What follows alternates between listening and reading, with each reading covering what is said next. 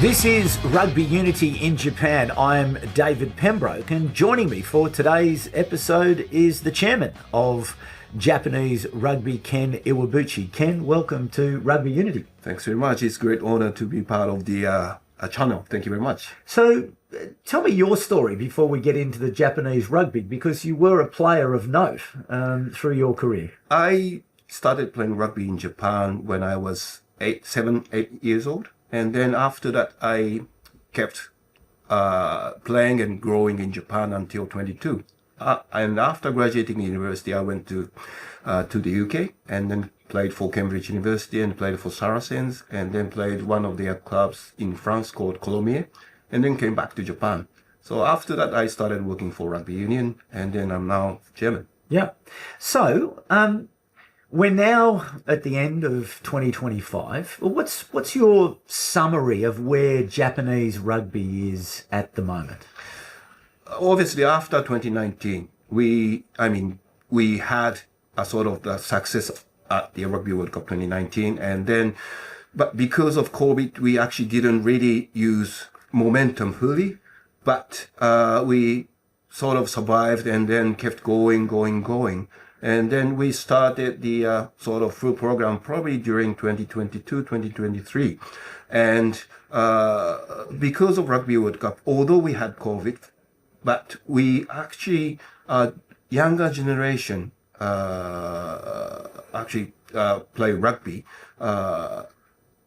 more than before.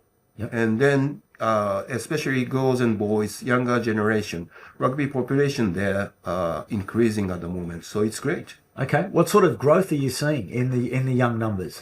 We have percentage, it's like a few percentage, but they are 4-5% more than before. Okay. Yeah. And so that's being played through the high schools, because it's interesting that the Japanese system and its development system is much different to the Western systems of development. So can you perhaps give us some insights into the way rugby is played and developed here in Japan? Yeah.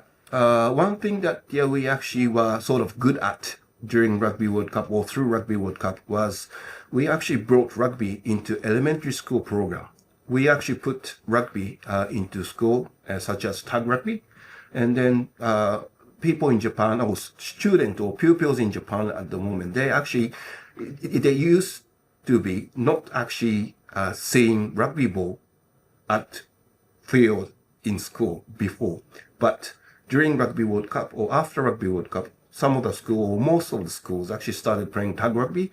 So most of the boys and girls now know what rugby is. Oh. And then after they actually go to junior high school, some of them actually keep playing rugby. And then high school rugby tournament in Japan is really big at the moment. If you go and see the rugby tournament in Japan during the New Year time, you can see more than 50,000 people come and watch the game. So it's a huge event for rugby in Japan. And that's at high school level? That's high school, yeah. You can attract those types of crowds? Yes. Oh, that's enormous. And then university is another development pathway for the players, isn't it? That's right, yeah. If you go and see the university final, then you can actually see more than 30,000 or 40,000 crowds at the stadium. So yes, we have a very good number coming to see rugby at university level. Yeah. And now that you are a tier one nation, Japan, what does that mean for you and the way you're thinking about the development of the game and your development pathways, particularly for more elite players, more athletes? We actually want to make rugby more accessible in Japan because, yes, we are at the moment part of high performance unions, but we are not big rugby nations yet. So to become, to be really part of high performance unions, we need more numbers playing rugby, boys and girls. For that, we definitely need to actually develop rugby much more than before now. Yeah. So what are some of your plans to do that in terms of developing elite players? As part of the plans, obviously the elite players, we actually sort of the pathway that we are lacking at the moment is the high performance pathway. although we have good number of university players, high school players and university players, but the gap between university and the League One is huge. So obviously our head coach Eddie Jones is trying to actually develop players there, but we also, as a union, we also need to focus on developing young university players or high school players to actually get them into the League One level. Yeah. And again, what sort of insights around some of those programs are you putting in place? We at the moment, we always make up under 18 program and the under 20 program. And then we started the squad called Japan Talent Squad, which is actually aged between 18 to 23. So we target those good talented players there. And then we actually, Eddie Jones or some of the national team staff coach them and during the, say, spring, summer. And then we sometimes take them to Australia. So last year, we actually took them to Australia and they had a camp and then played in Coffs Harbour.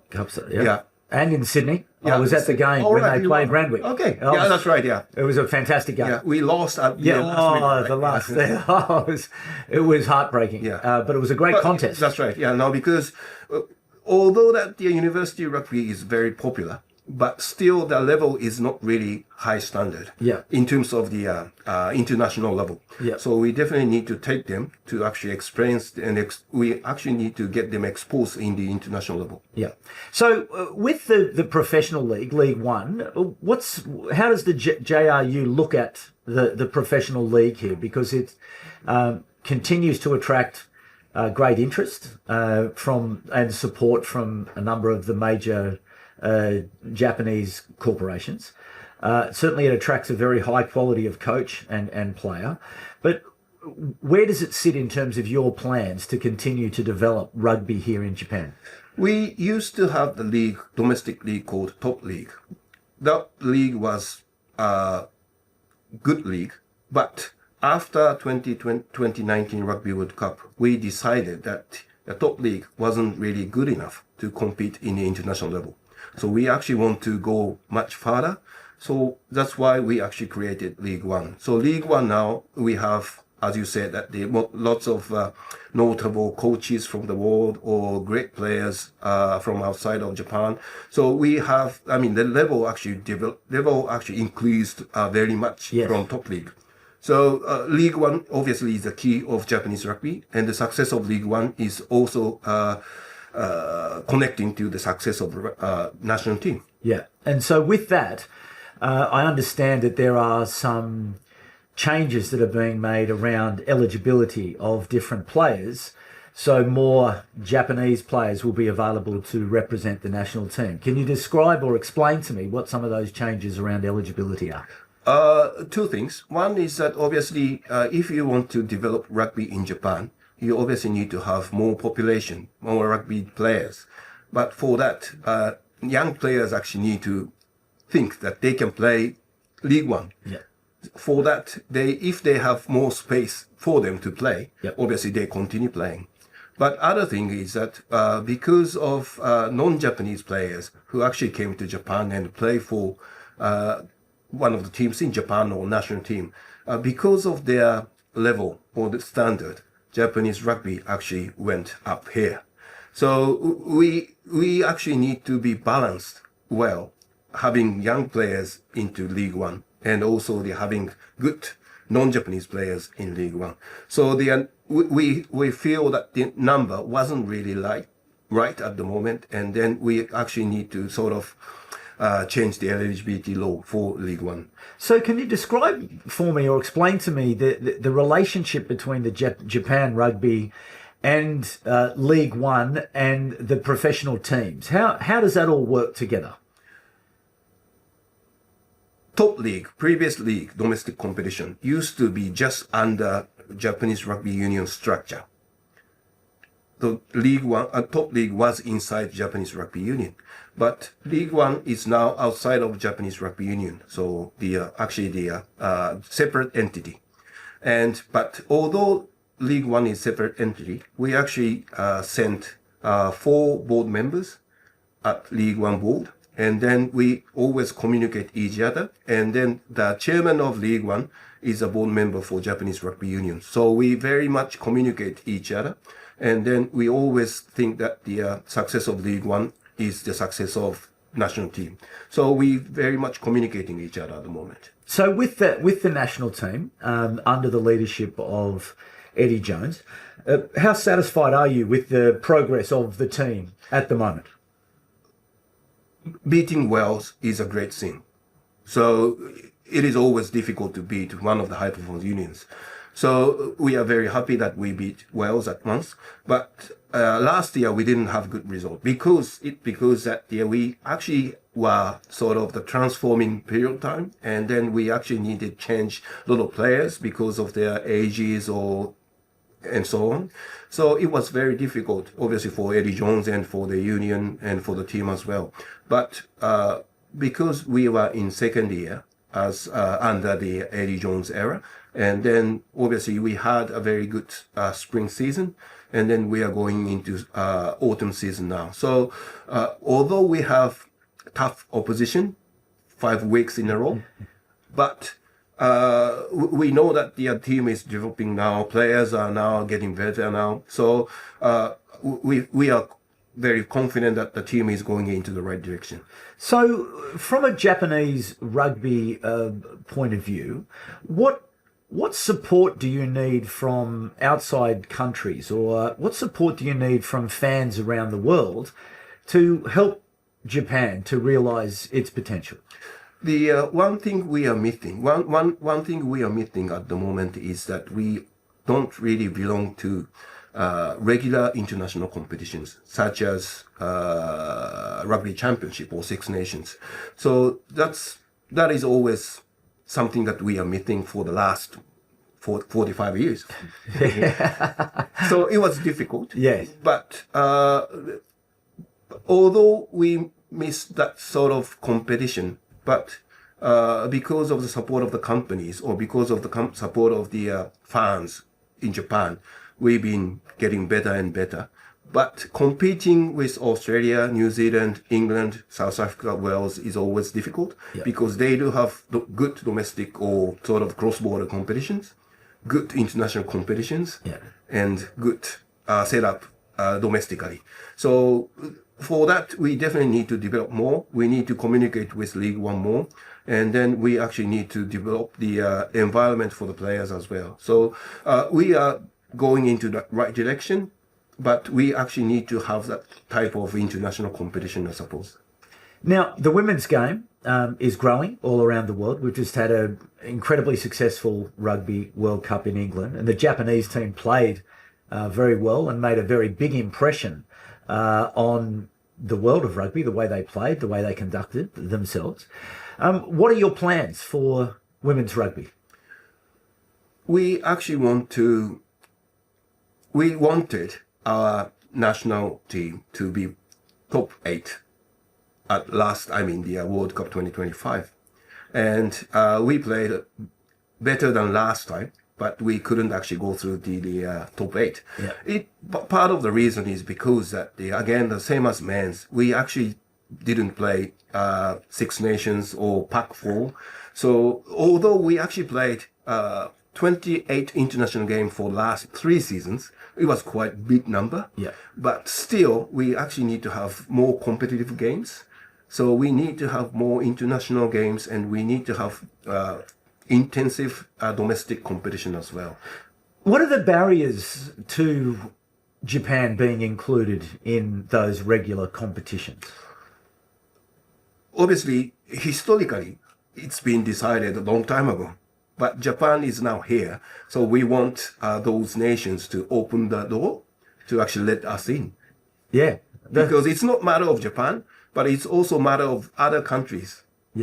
But I think there's an enormous opportunity for the other countries to come to Japan as part of regular competition, because for rugby fans, they all like to travel. So for people to be able to come regularly to Tokyo, for example, to enjoy the culture, to enjoy the people, to enjoy the rugby, it makes a lot of sense, to grow the game, that by greater participation, by greater regular competition, that will help Japan, but it'll also help those countries, because we've already seen significant benefit to World Rugby post the 2019 Rugby World Cup, where a significant number of Japanese sponsors who came on or came into the rugby ecosystem for the first time are still heavily involved in the global game. So it would seem to be a fairly obvious decision that people should make. But I don't understand why there would be resistance. There is no resistance, and yes, we have a lot of things that can attract others. So we definitely need to use those good points to actually get people coming into Japan, and then to have regular competition with others. So it means that we actually have to put more effort in doing so. Yeah. So this particular podcast has a very clear and simple mission, and it's about helping to create, that sustainable future prosperity of rugby union around the world. As someone who's been involved in the game for a long time, who participates in the governance of the game at a global level as part of the World Rugby Council, where do you see the sport at the moment at a global level? How well or poorly is it doing? There are a lot of issues or things that we have to discuss and we have to solve quickly, such as player welfare, financial sustainability, and so on. So there are a lot of things. And then at World Rugby Council level, we've been discussing for the last probably 3-4 years. And then we are progressing now.